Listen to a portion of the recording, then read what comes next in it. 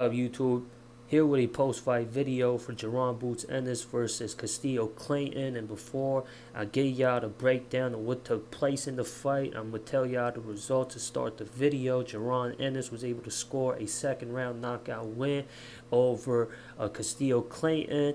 To get y'all the post-fight analysis, it's really not much to break down because this fight ended in the second round, and uh, all two rounds prior to the knockout was all Jaron Ennis. As far as Custio Clayton goes, I've never seen him fight before, but he's got an impressive record. 19-0, 12 knockouts prior to getting in there versus Jaron Ennis earlier tonight. And before he suffered this knockout loss, he's been dropped before, but like I said, I've never seen Clayton fight before. Jaron Ennis is at the building up part of his career right now. He's on the come up, but he's no longer really a prospect because this was a IBF welterweight title eliminator, and he won this fight in an impressive fashion, and that puts him in line to challenge for the IBF welterweight title, and that title is held by none other than Errol Spence, who's the majority title holder at 147. And I'm gonna be real with y'all. Like I said before I give y'all my post-fight thoughts, I'm gonna give y'all a quick little rundown of what took place in this fight. Jaron Ennis, from what I heard through the commentators, Clayton is a good technical boxer. Got power, and his best punch is the jab. And during the fight, Al Bernstein noted out in the keys of victory that Clayton would have to utilize the jab, but Jaron Ennis proved that he got the better jab. He had the reach advantage, and he definitely utilized that. And Jaron Ennis, like Terrence Crawford, is one of the best switch hitters in the sport right now. And also Clayton, he's also a switch hitter as well, but he fought orthodox throughout the whole fight. And Jaron Ennis, he was doing the switcheroo from switching from conventional to southpaw, and he was sticking out that jab, very precise with his jab, very accurate with his punches. And then once he found success with his jabs, of course the first round is more of a fill-out round, but Jaron Ennis, he's a quick starter. I mean, he's never gone past the sixth round. He's a knockout artist. He gets his opponent out of there. His slogan is, he's in and out like a robbery. He don't get paid for overtime. He said that in the post-fight interview, and that's exactly how he fights. He's very efficient, and once he found success with his jabs, he followed it up with other punches like the straight right and the uppercuts, and he also dug to the body in this fight as well. And in the second round, the knockout punch, he doubled the jab, and when Clayton ducked, he had caught him with a straight right. While Clayton was ducking down, and that had caught him behind the ear, and that had dropped Clayton, and Clayton answered a 10 count, but you could tell that, you know, he was out on his feet, he was wobbly, he didn't know where he was, and Jaron Ennis executed, scoring a late second round knockout win. And yeah, this puts him in line.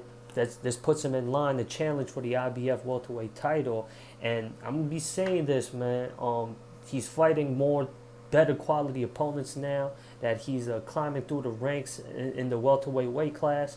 He fought Dullamore in his last fight. That's a recognizable name. Lipinet, that's a veteran. That's a seasoned fighter at welterweight. And then just now he fought Clayton, who's another, or rather was a former fellow undefeated fighter, and he got him out of there and made him look like easy work. And Jaron Ennis, I'm confidently say this. I think he's the only guy who's currently competing at welterweight that holds a legitimate threat to both champions in Terrence Crawford and Errol Spence. He's rumored to maybe fight Keith Thurman next. I think he definitely gets Keith Thurman out of there.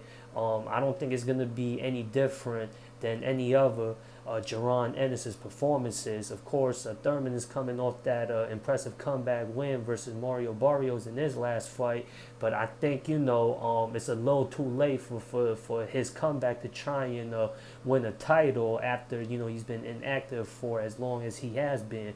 And then, you know, there's other recognizable names, other household names at 147 still, like Danny Garcia or, another Keith Thurman, like I said, that's a Danny Garcia. He's not in his prime, but he's also, another fighter at 147 with a recognizable name, or a guy like Adrian Broner.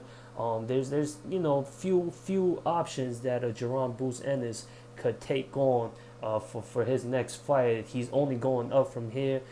He's fighting, guys that are supposed to be on his level, or got more experience in them, and he's getting them out of there quick as he is. So yeah, before he gets a title shot, of course, the interviewer had mentioned, everybody wanted to see that mega undisputed welterweight title fight showdown with the two champions, Spence and Crawford. After they handled their business, Jaron Ennis is right there next in line to challenge for one of the titles. And then, of course, the other undefeated welterweight that's, making noise in the welterweight boxing scene, Virgil Ortiz. He's an exciting fighter. He's got a fan-friendly style. So does Jaron Ennis, but from what I'm seeing, I'm impressed by Virgil Ortiz's performance as well. But I don't think he's messing with Jaron Ennis though. Like I'm just being real. I'm just keeping it real as far as from what I'm seeing.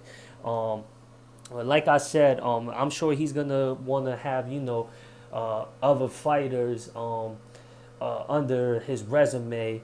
A name like a Danny Garcia or a Keith Thurman and or Adrian Broner, and names like that under his belt before he challenges either Spence or Crawford.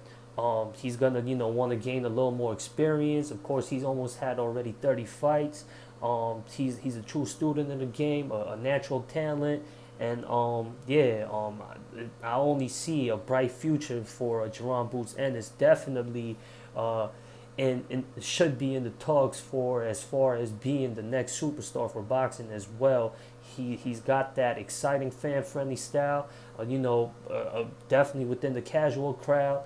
Most casual fans, when they tap into the sport of boxing, they look for knockouts. And, if you're looking for knockouts, look no further than Jaron Boots Ennis. He provides that for all the fans. And he's got a great skill set. He's got good fundamentals as well. But like I said, he's going to want to have, a little more tune-up fights before he challenges for the titles. And I think, those tune-up fights are going to end exactly like how most or all Jaron Ennis' fights has been ended. Anyways, that does it for this post-fight video. Y'all let me know what y'all post-fight thoughts are in the comments. Subscribe, share, like, all that. Y'all already know. Be safe, be healthy, and I'm out of here, y'all. Peace.